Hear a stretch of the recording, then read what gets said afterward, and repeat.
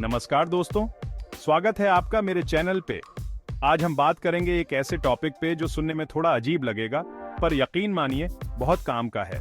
क्या आपने कभी सोचा है आपके घर में पड़े पुराने फोन, टीवी, कंप्यूटर, इन सब में सोना और चांदी हो सकती है? जी हाँ, आपने सही सुना। आज हम सीखेंगे अर्बन माइनिंग के बारे में, जिसमें हम पुराने इलेक्ट्रॉनिक कबाड़ से सोना और चांदी निकाल सकते हैं। अब आप सोच रहे होंगे कि ये कैसे मुमकिन है। तो भाई, ये इलेक्ट्रॉनिक चीजें बनाने के लिए सोना, चांदी और दूसरे कीमती धातुओं का इस्तेमाल होता है, और जब ये चीजें खराब हो जाती है तो हम इन्हें फेंक देते हैं। लेकिन हमारे साथ आप सीखेंगे कि कैसे इस कबाड़ से कीमती धातुओं को निकाला जा सकता है। तो तैयार हो जाइए।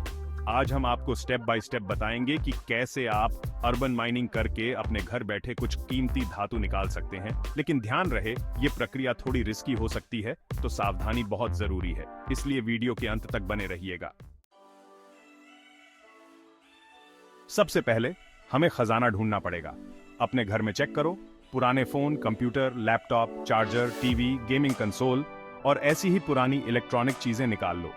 अब इन सब चीजों को अलग अलग करना जरूरी है, क्योंकि हर चीज में अलग अलग तरह की धातु होती है। जैसे फोन के कनेक्टर और सीपीयू में ज्यादातर सोना मिलता है और सिल्वर ज्यादातर सर्किट बोर्ड्स में होता है। इसलिए सबसे पहले इन सब चीजों को अच्छे से पहचान लो और अलग अलग रख लो।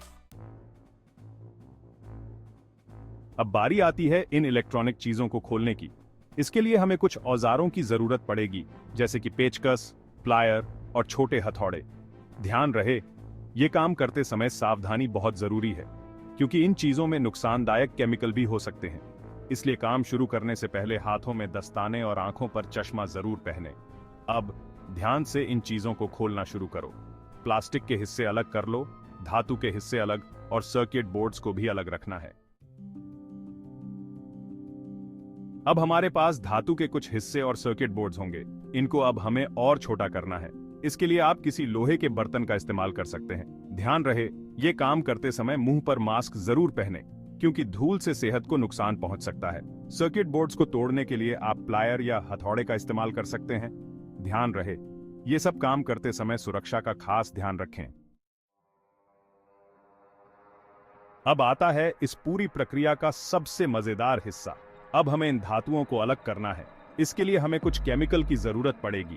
सोना निकालने के लिए हम अक्वा रेजिया का इस्तेमाल करते हैं। ये नाइट्रिक एसिड और हाइड्रोक्लोरिक एसिड का मिश्रण होता है, लेकिन ध्यान रहे, ये केमिकल बहुत खतरनाक होते हैं। इसलिए इन्हें इस्तेमाल करते समय बहुत सावधानी बरतें। हाथों में दस्ताने, आंखों पर चश्मा और मुंह पर मास्क जरूर पहने।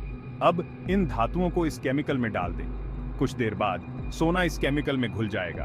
अब इस मिश्रण में एक और केमिकल मिलाया जाता है, जिससे सोना अलग हो जाता है। इसे प्रेसिपिटेशन कहते हैं। अब हमारे पास लगभग शुद्ध सोना आ चुका है, लेकिन इसे और शुद्ध बनाने के लिए हम इलेक्ट्रोलिसिस का इस्तेमाल करेंगे। इसके लिए हमें एक बर्तन, 2 धातु की प्लेट और बिजली की जरूरत पड़ेगी।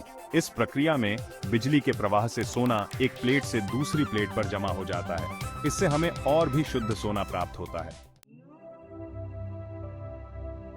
अब आती है अंतिम प्रक्रिया की। अब हमें इस शुद्ध सोने को पिघलाना है। इसके लिए हमें एक भट्टी की जरूरत पड़ेगी। भट्टी में उच्च तापमान पर सोने को पिघलाया जाता है। इससे सोने में मौजूद कोई भी अशुद्धि दूर हो जाती है और अंत में हमें मिलता है चमकता हुआ शुद्ध सोना। दोस्तों, अर्बन माइनिंग एक बहुत ही रोमांचक प्रक्रिया है, लेकिन इसे करते समय सुरक्षा का खास ध्यान रखना बहुत जरूरी है। हमेशा याद रखें, इस प्रक्रिया में इस्तेमाल होने वाले केमिकल बहुत खतरनाक हो सकते हैं। इसलिए इन्हें इस्तेमाल करते समय बहुत सावधानी बरतें। हाथों में दस्ताने, आंखों पर चश्मा और मुंह पर मास्क जरूर पहनें, और काम खत्म होने के बाद अपने हाथों को अच्छे से धोएं। साथ ही इस प्रक्रिया से निकलने वाले कचरे का निपटान भी सही तरीके से करें।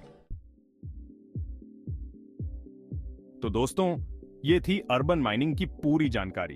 उम्मीद है ये वीडियो आपको पसंद आया होगा। अगर आपको भी अपने घर में पड़े कबाड़ से कुछ कीमती निकालने का मन है, तो अर्बन माइनिंग जरूर ट्राई करें।